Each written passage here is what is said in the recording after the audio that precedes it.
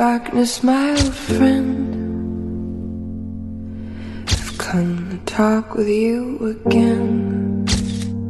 Hey guys, Assalamualaikum. Welcome back to my channel. Kepada yang baru dan channel aku, terima kasih sudah singgah ke channel aku. Kepada subscriber aku, terima kasih sudah menonton video aku lagi dan lagi. Hari ni aku akan buat perkongsian dengan korang kisah pengalaman aku masuk ke Dusun Durian. And cerita ni memang baru lagi, berlaku pada bulan 8 baru ni. Aku ada screenshot, tengok tarikh dia. Okay, yang ini aku screenshot video yang aku simpan lah. So video tu kejap lagi aku akan masukkan. Okay, kisah dia agak pelik sikit. Kalau korang yang tak percaya ataupun tak pernah mengalami peristiwa-peristiwa seperti ini, korang akan rasa benda ni nonsense lah. Tapi tak apa, ni perkongsian aku sebab mungkin benda ni terjadi sebab salah satunya mata aku kan memang boleh nampak benda-benda ni. So tak mustahil lah benda ni berlaku. Dan juga kejadian ni berlaku mungkin sebab salah aku juga. Aku terleka pada masa tu, terlalit sangat tengok sesuatu benda sehingga kan benda ni berlaku. Jadi kat sini sekarang ni aku ada sebenarnya aku ada tetamu. Wah, bukan tetamu lah, aku ditemani oleh mak aku kat sebelah sini. Dia tak nak masuk dalam video, tapi mak aku akan bercerita juga sebab ada beberapa part tu di mana kejadian tu berlaku. Mata aku nampak benda lain tau. Mata aku bukan dekat kawasan tu, tetapi jasad aku kat situ. So apa yang terjadi, ke mana arah aku pergi tu, mak aku boleh cerita kejap lagi. Tapi mak aku tak masuk lah dalam video ni. Dia akan share sahaja peristiwa yang berlaku tu. So cerita dia ni, kisah dia pada musim buah durian ni. Kalau siapa-siapa yang ada dusun memang tahulah, kita akan ambil buah pada waktu malam dan pagi. So rutin family aku ni, malam sebelum 11 lebih macam tu nak kat pukul 12, kita orang akan masuk untuk kutip buah. And then pagi before subuh, dalam pukul 4 lebih, 5 lebih macam tu, kita akan collect buah lah. So peristiwa ni terjadi bukan waktu pagi, dia terjadi pada waktu malam. Okay, first tu masa nak pergi masuk kat dalam hutan tu, yang ada aku, ayah aku, adik aku, adik aku dengan mak aku lah. Okay, first keluar je rumah tu, kawasan rumah yang kat sekarang yang dekat dengan dusun tu, dia macam semak sikit, depan tu macam gelap sikit. Aku nak pakai kasut waktu tu tau. Lepas tu aku terleka, aku terpandang di suatu sudut tu, di suatu depan kawasan tu. Sebenarnya kawasan tu bukanlah kawasan itu, tapi mata aku ternampak sesuatu yang berbeza, di mana aku nampak suasana kampung yang lama sangat, yang macam bukan real kampung aku, tahu tak? Dia macam lain, berbeza sangat-sangat. And aku nampak seorang tua naik basikal lalu kat depan aku macam tu. Jadi benda tu, suasana dia tu terlalu suasana hening, bunyi cengkerik, siup apa tu? Bunyi macam bunyi cengkerik lah, bunyi-bunyi yang sayup sangat kan, yang membuatkan kau macam terleka. Aku macam suka tengok keadaan tu dengan lampu. Dia bukan macam lampu, memang lampu tau. Dia cahaya yang seperti cahaya bulan. Aku pun tak tahu, tapi mata aku nampak kejadian yang seperti itu di depan rumah aku tu. Padahal depan tu hutan semak sikit, lepas tu baru jalan sikit. Jadi aku nampak benda tu and aku tengok. Lepas aku tilik betul-betul, aku perasan yang naik basikal tu adalah atuk aku, arwah atuk aku. Atuk aku ni sebenarnya, walaupun aku dilahirkan, aku tak sempat pun jumpa dia. Tapi masa tu aku nampak dia. Aku rasa dia sebab aku biasa tengok gambar dia kan, ayah aku tunjuk. And aku tengok, lepas tu ada beberapa orang tua yang pakai baju macam ala-ala baju zaman dulu macam baju bukan baju songket, baju apa? Dia bukan baju kurung, tapi baju-baju yang style macam tu dengan kain batik. Dia orang berjalan, ada yang bawa benda apa yang untuk tampi padi tu kan. Dia bawa benda tu, pegang macam ni, dia jalan. Tapi kejadian tu pun pada waktu malam. Cuma benda tu di mata mak ayah aku, kalau real pada waktu time pukul 11 lebih tu, dia orang tak nampak tau. So aku nampak. Jadi aku yang terleka tengok benda tu. Lepas tu mak aku pun kata, okay jom, kita dah nak masuk. Sebab rumah aku tu nak pergi ke dusun tu tak jauh mana. Kita orang jalan depan sikit and then barulah masuk ke bahagian yang nak ke hutan, ke dalam lah, masuk dusun tu kan. Jadi kita pun jalan. Aku macam still lagi macam tu sebab aku nampak kan. And mak ayah aku ni, dia orang tahulah aku nampak something yang bukan dia orang nampak kan. So dia pun macam tak nak aku macam terlalu leka, dia pun panggil dan dia pun kawal-kawal juga. Separuh jalan sebelum nak masuk kat dusun tu, aku dah macam mata aku tu dah tak nampak dah. Sebenarnya tempat tu kita dah masuk beberapa hari tu, memang kita tahu dah depan tu memang terus ada lorong kecil masuk ke dusun sana. Tapi aku tak nampak. Pandangan aku tu dia masih still stuck dekat bahagian zaman lama. Faham tak? Memang agak macam pelik, tapi itulah pada waktu tu kejadian tu yang berlaku, di mana aku tak nampak terus lorong tu. Tempat tu jadi sesuatu tempat yang berbeza. Sepatutnya rumah yang ada kat situ aku tak nampak.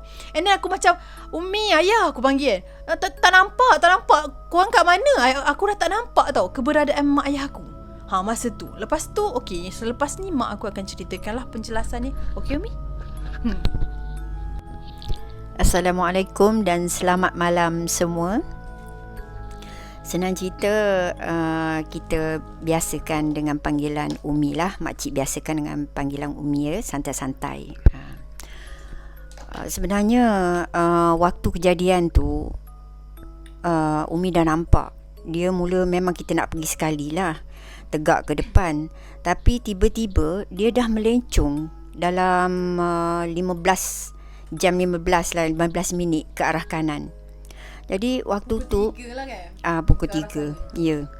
Lepas tu makcik tengoklah dia melilau-lilau. Tiba-tiba dia cakap, kami panggil nama dia, tapi dia dah mengadu. Dia kata, tak nampak lah, ni mana ni? Dia menjerit. Waktu tu Umi rasa ketakutan juga rasa. Sebab apa boleh tak nampak kan? Dan waktu tu Umi cepat-cepat lah capai tangan dia, pegang tangan dia, peluk dia. Sebab rasa ada sesuatu yang tak kena pada diri dia. Memang kita rasa terkejut tau. Mata dia dah memang macam tak nampak. Kata dia dah lari. Cukup dia lari ke sebelah kanan tu, dan dia nak pergi ke arah pokok apa tau, macam busut ada kat situ.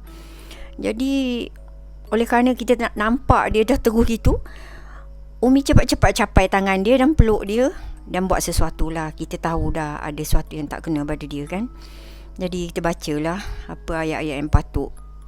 Lepas tu barulah dia tersedar dari lamunan dia. Dan waktu tu lah dia dah macam terpinga-pinga. Dan seterusnya barulah kita meneruskan jalan untuk masuk ke dusun tu.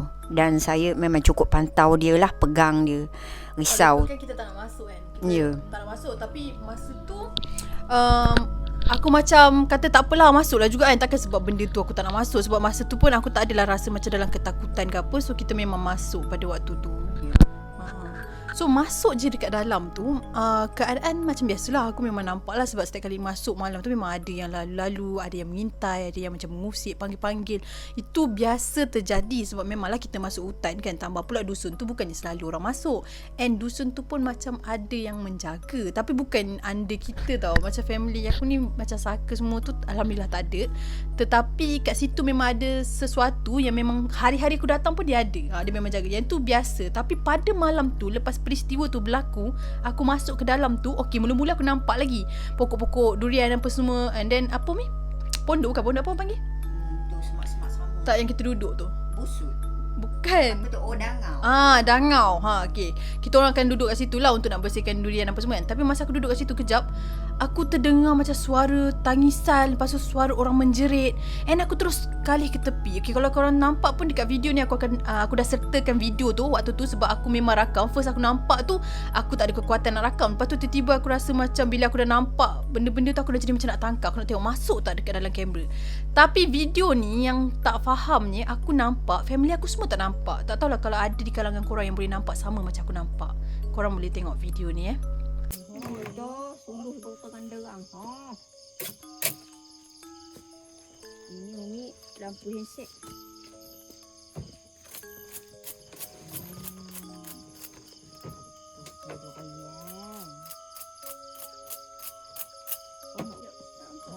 Durian.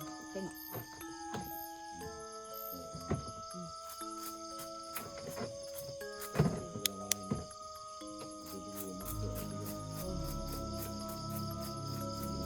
Untuk pengetahuan korang, video ni sebenarnya apa yang aku nampak pada waktu tu, aku nampak askar-askar Jepun. Aku nampak peristiwa lama di mana aku pun tak tahu kesahihan dia, sama ada cerita ini adalah benda yang pernah terjadi kat tapak dusun tu ke, ataupun hanya mainan jin yang saja nak menyesatkan aku. Sebab 2 hari sebelum tu, aku ada terdetik tau. Aku macam terdetik sendiri padahal dalam hati. Aku macam tertanya, tempat apalah dusun ni dulu. Aku pernah tertanya macam tu. So mungkin Allah nak tunjuk kan, sebab aku gatal sangat mulut bercakap benda-benda macam tu dalam hutan. Dia tunjuk macam tu. Atau mungkin boleh jadi benda tu sekadar macam jin tu nak menyesatkan aku dan nak menakut-nakutkan aku je. Aku nampak, kalau kau perasan kat video ada satu part tu, aku memang suluh-suluh tu kan. Dekat situlah Jepun tu apa? Pancung, penggal kan. kepala perempuan tu.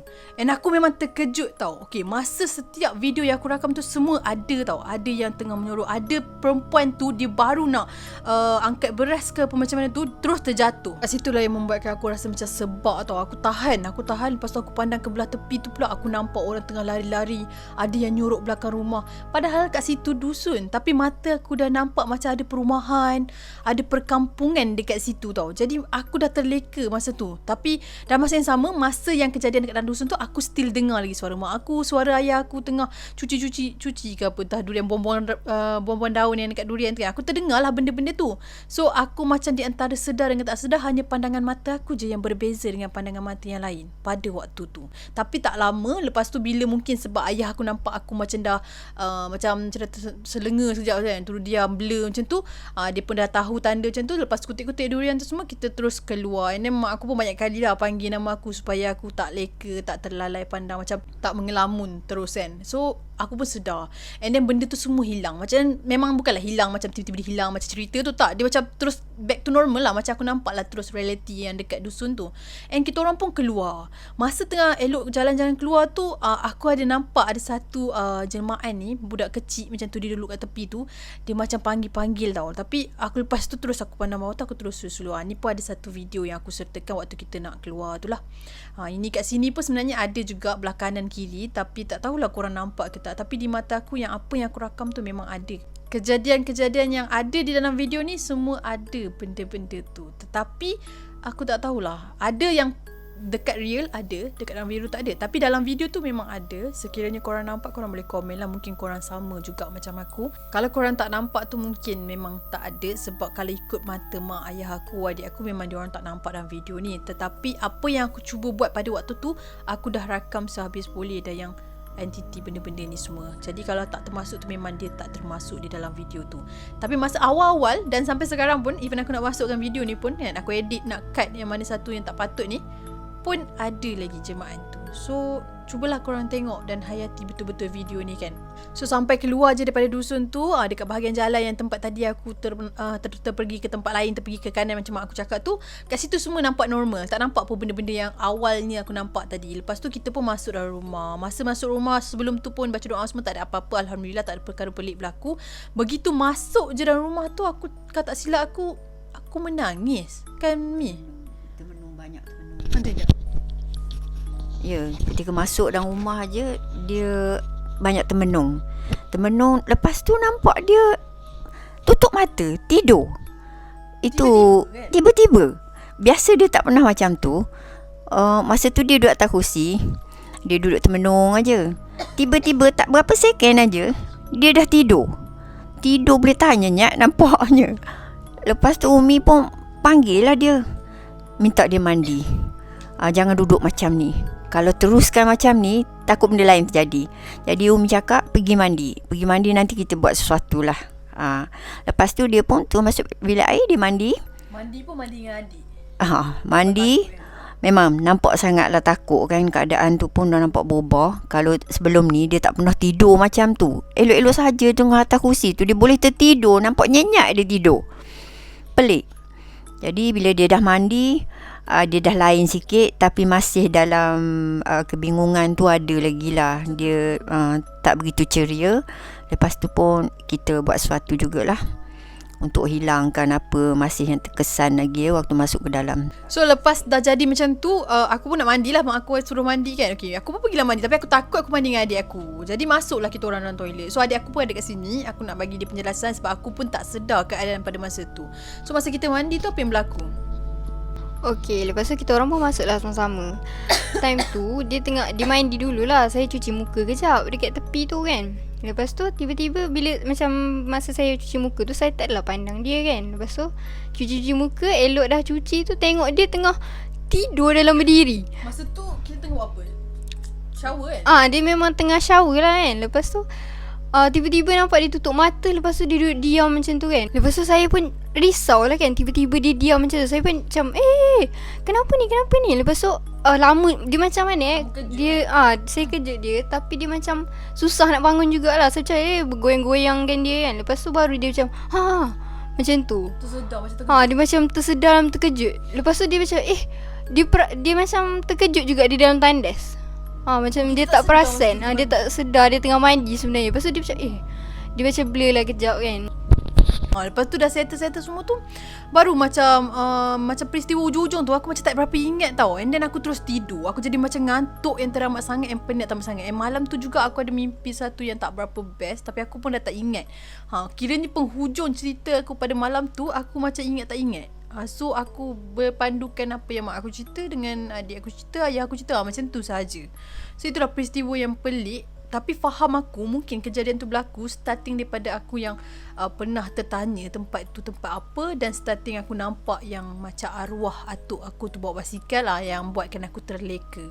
Jadi mungkin itulah punca dia aku rasa. Sebab sebelum-sebelum ni macam tak ada apa-apa tau, Alhamdulillah. Sebab walaupun aku nampak kiri kanan, tipulah kan, kat hutan lagi banyak anak-anak malam, time-time dia tengah beraksi, memang ada, tetapi dia tidaklah sampai tahap aku ke pandangan lain tau. Maksudnya aku masih di alam yang nyata, reality lah, apa yang aku nampak seperti orang lain nampak.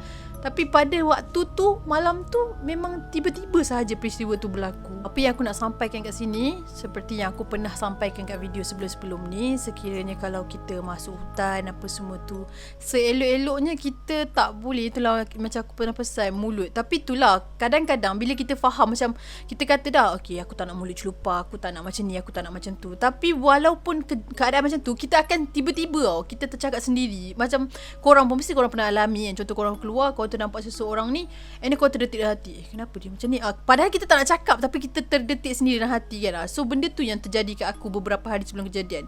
So aku rasa benda tu lah punca. So nasihat aku lah, kalau korang masuk hutan, tak kira lah malam ke siang ke, tempat yang bukan tempat kita, kita kena betul-betul jaga dan tak boleh leka. Sebab itulah selalunya kalau kita nak hiking ke apa ke, kita mesti kena macam berzikir, kita kena baca doa dulu supaya kita tak terjerumus dengan kesesatan yang jin nak cuba nak hasut kita ni kan. Itu yang aku rasa, dan itulah pengalaman aku, dan aku rasa mungkin lepas yang ke depan ni aku akan lebih berhati-hati lagi lah.